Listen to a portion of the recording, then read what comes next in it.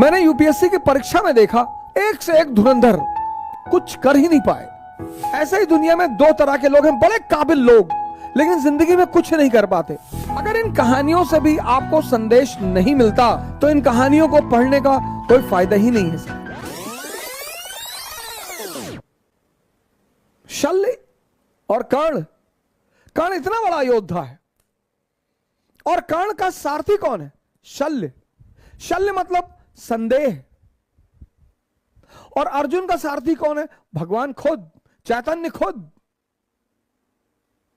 यह बड़ी जबरदस्त पिक्चराइजेशन है महाभारत की।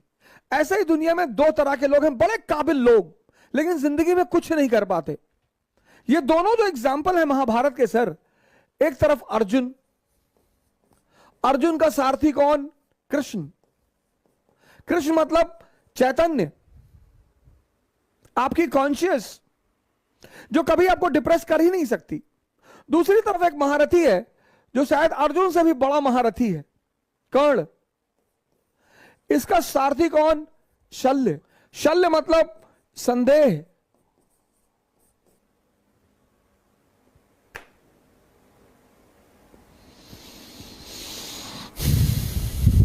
जीत में, अब ये मैसेज वाली बात है सर।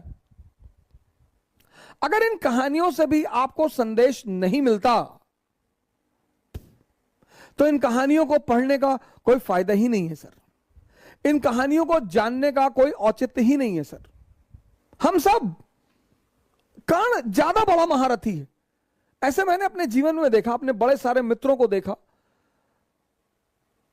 बड़े सारे ऐसे लोगों को देखा जो बहुत बड़े उदाहरण थे।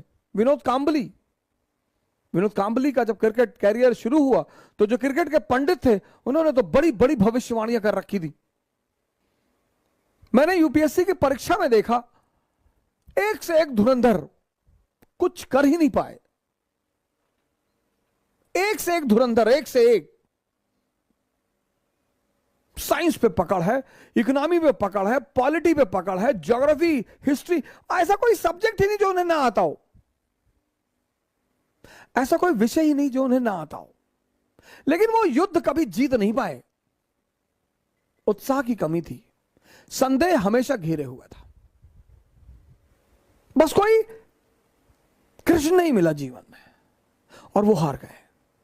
जहां भी युद्ध है वहां चैतन्य की जरूरत है, वहां उत्साह की जरूरत है, वहां प्रेम की जरूरत है।